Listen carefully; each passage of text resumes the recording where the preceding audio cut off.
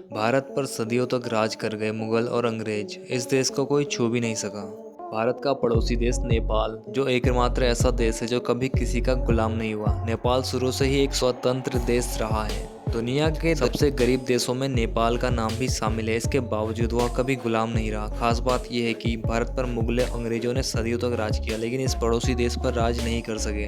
21 दिसंबर 1923 के दिन नेपाल पर ब्रिटेन का संरक्षण हटा था। नेपाल कभी किसी का गुलाम नहीं रहा। नेपाल की ब्रिटिश साम्राज्य से 1814 से 16 तक लड़ाई हुई थी। इसके बाद ब्रिटेन और नेपाल के बीच संधि हुई थी। संधि के कारण नेपाल का कुछ हिस्सा ब्रिटिश भारत में चला गया। ब्रिटिश साम्राज्य नेपाल की सीमा के पास बसी छोटी रियासतों को हड़पना चाहता था।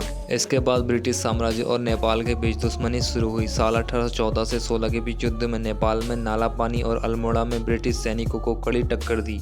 इसके बावजूद नेपाल नरेश ने अंग्रेजों को संधि का प्रस्ताव भेजा। संधि के कारण ब्रिटेन ने नेपाल को अपना संरक्षित देश घोषित किया, लेकिन उसे स्वतंत्र देश ही माना। एक खास बात यह भी है कि नेपाल ने भारत के 1857 के सैनिक विद्रोह को दबाने में अंग्रेजों की मदद की थी। नेपाल के 12,000 सैनिक अंग्रेजों की तरफ से लड़े थे।